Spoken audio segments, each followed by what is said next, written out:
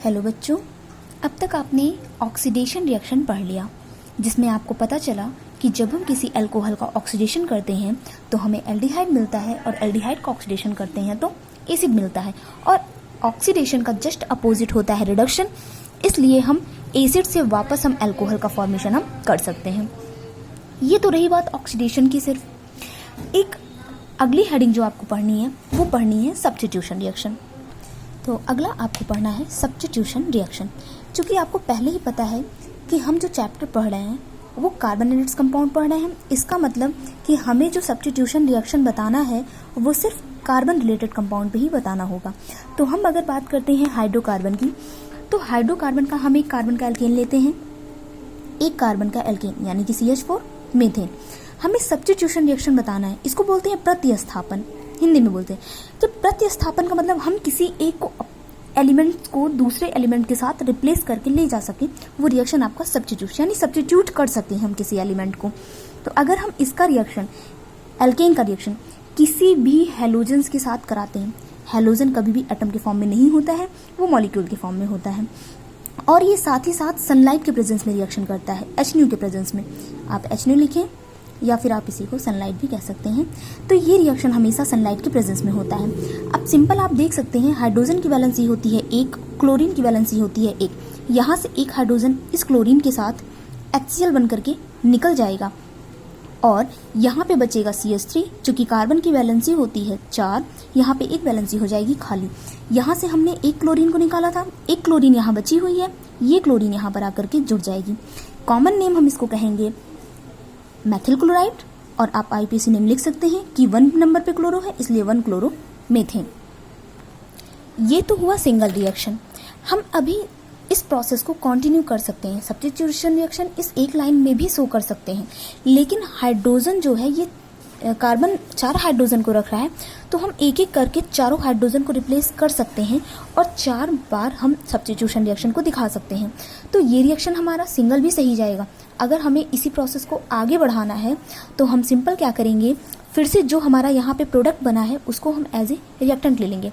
अगर हम CH3Cl यानी मेथिल क्लोराइड का रिएक्शन अगर हम फिर से Cl2 मॉलिक्यूल से कराते हैं तो सिंपल है, यहाँ से फिर से एक हाइड्रोजन इस क्लोरीन के साथ HCl बन करके निकल जाएगा और यहाँ पर जो CH2 है वो बच जाएगा और Cl पहले से ही है, लेकिन कार्बन की बैलेंसी यहाँ 2 और एक 3 रहेगी, यानी एक बैलेंसी कम है।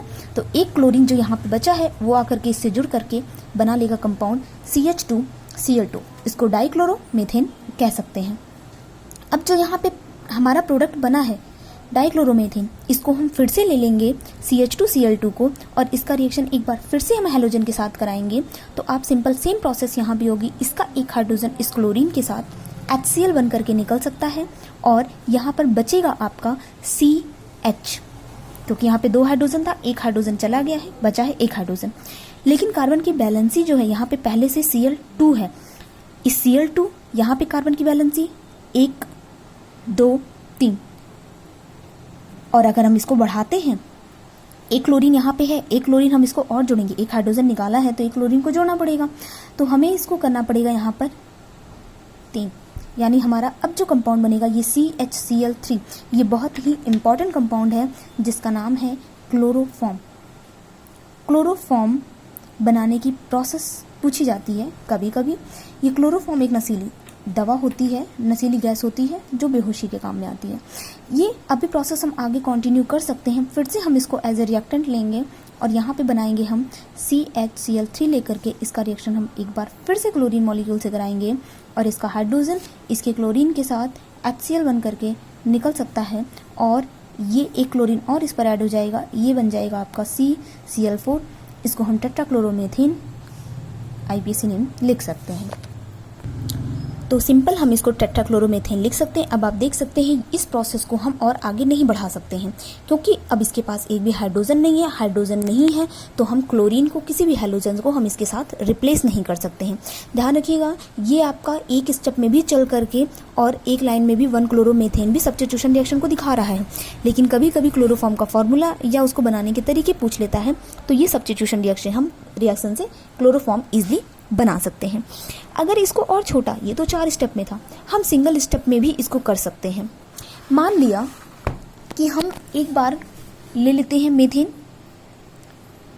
CH4 और इसका रिएक्शन हम करा देते हैं Cl2 से। तो जो प्रोसेस यहाँ हुई थी HNO के प्रेजेंस में होगी और यहाँ से एक H, यहाँ से एक Cl HCl बन करके निकल जाएगा। ध्यान आपको ये रखना है कि एरो के नीचे जब भी कोई कंपाउंड माइनस में लिखा जाता है, या कह सकते हैं अगर हमें रिएक्शन में कुछ निकालना होता है तो हम उसको माइनस के फॉर्म में एरो के नीचे लिख सकते हैं।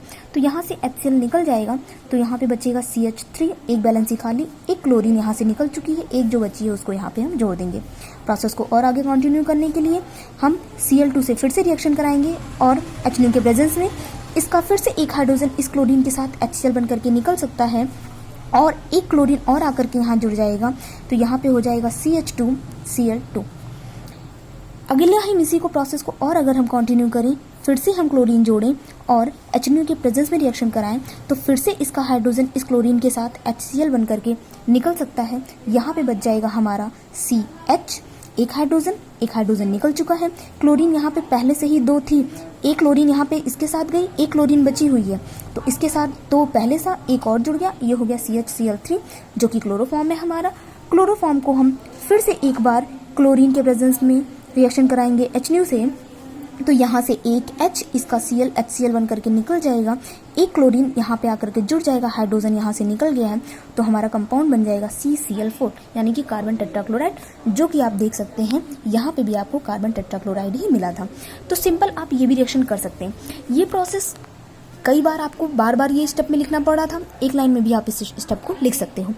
यहाँ आपको हमने बताया कि सब्स्टिट्यूशन रिएक्शन में क्लोरीन जो है, देख लीजिए अब कि मीथेन से टेट्राक्लोरो मीथेन बनने के लिए टोटल 1 2 3 4 क्लोरीन के मॉलिक्यूल लगे हैं। ऐसे ही यहाँ पर भी आप देखो 1 2 3 4 क्लोरीन के मॉलिक्यूल लगे हैं। अगर आपको ये भी थोड़ा सा टफ लगता है तो इससे भी इजी हम आपको बता सकते हैं, लेकिन आप उसको फॉलो ना कीजिए तो ज़्यादा बेटर है।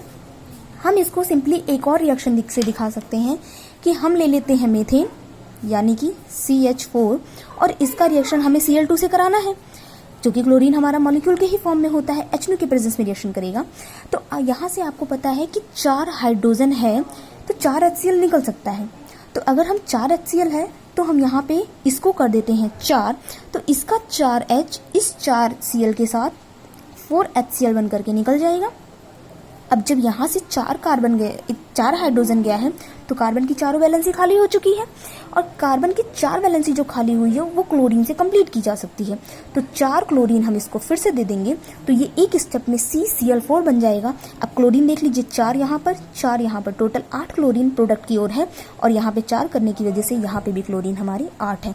ये तो सिंगल रिएक्शन हो गई, हम एक ही लाइन में इस 4 स्टेप को एक लाइन में दिखा दिए यहाँ पर।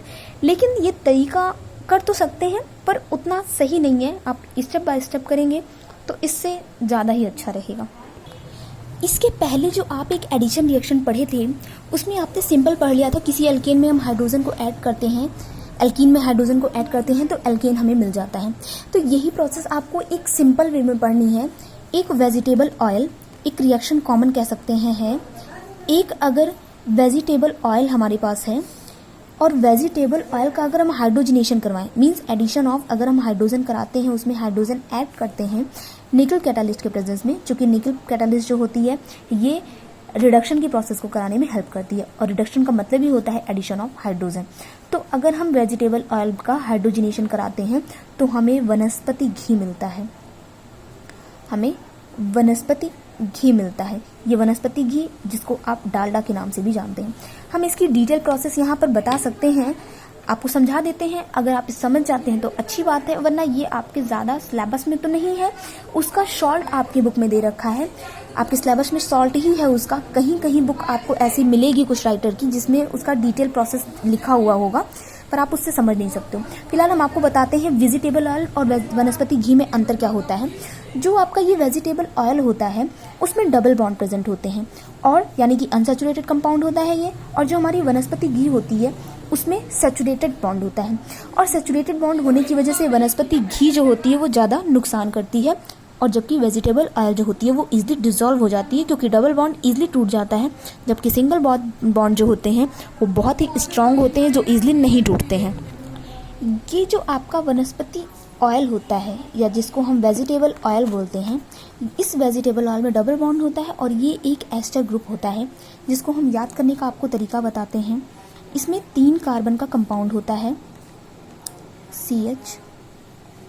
CH और एस्टर को पहचानने का तरीका होता है RCOO R', यानी अगर हम इसका ओपन स्ट्रक्चर बनाते हैं तो हमें मिलेगा RC डबल बॉन्ड O और R'। तो कार्बन की बैलेंस यहाँ 4 है, ऑक्सीजन की 2 है और R कोई एल्किल ग्रुप होगा। एल्किल ग्रुप आपको बताया गया है, किसी एल्केन से हम एक हाइड्रोजन को निकाल देते हैं तो एल्किल ग्रुप बन जाता है। तो ये आपका है एक एस्टर इसमें होता है, ये हो गया आपका RCOO और R यहाँ पे कोई एल्किल ग्रुप होना चाहिए। यहाँ पे जो कार्बन होता है वो C17 और H33 होता है, C17 होता है और H33 होता है, यानी ये हो गया RCOOR। ऐसे ही यहाँ पे भी COO, ये हो जाता है C17H33, यहाँ पे हो जाता है COO C17H33। अब हमें करवाना है इसका हाइड्रोजनेशन, यानी कि एडिशन ऑफ हाइड्रोजन करवाना है in the presence of nickel. आपको हम पहले बता दें कि इसमें एक जगह पे डबल बॉन्ड होता है, बीच में CH डबल बॉन्ड CH होता है, यहाँ बैलेंसी होती है। अगर हमें इसको एल्केन में कन्वर्ट करना है, एल्कीन में, तो आपको पता है इस बॉन्ड को ब्रेक करके हमें 2 हाइड्रोजन यहाँ देना होगा। 2 हाइड्रोजन जब हम यहाँ पे दे देंगे तो ये एक एल्केन बन जाएगा क्योंकि ये सिंगल बॉन्ड हो जाएगा। एग्जैक्टली यही प्रोसेस यहाँ पे की जाती है। 2 हाइड्रोजन इसको, 2 हाइड्रोजन इसको, 2 हाइड्रोजन इसको दे दिया जाता है और 2 हाइड्रोजन हमें देना कितना है, 3 जगह पे है एल्कीन, इसलिए हमें 3 हाइड्रोजन के मॉलिक्यूल लेने पड़ेंगे और टोटल हमें हाइड्रोजन मिलेगा कितना, 6। जब हम इसको वनस्पति घी बनाएंगे तो सब कुछ वैसे ही हो जाएगा। CH CH2, ये COO, यहाँ पे भी आपका COO, यहाँ पे भी COO। अगर 2 हाइड्रोजन इसको मिल जाएगा तो ये हो जाएगा C17H35। अगर यहाँ पे हम 2 दे देंगे तो ये हो जाएगा C17H35। ऐसे ही यहाँ पे हो जाएगा C17H35। ये जो हमारा है, ये हमारा वनस्पति घी बना है। इसमें सिंगल बॉन्ड प्रेजेंट है जबकि इसमें डबल बॉन्ड प्रेजेंट है। अगर आपको देखना है कि C17H35 में कैसे डबल बॉन्ड प्रेजेंट होते हैं तो हम यहाँ पे आपको ओपन स्ट्रक्चर बना करके दिखा देते हैं। आप इसको काउंट कर लीजिएगा। यहाँ पे 1 का बनाते हैं, बाकी आप सारा समझ जाएंगे। नीचे का हम नहीं बना रहे हैं। ये COO और C17H35 को आपको दिखाना है, देख लेंगे। ये हो जाएगा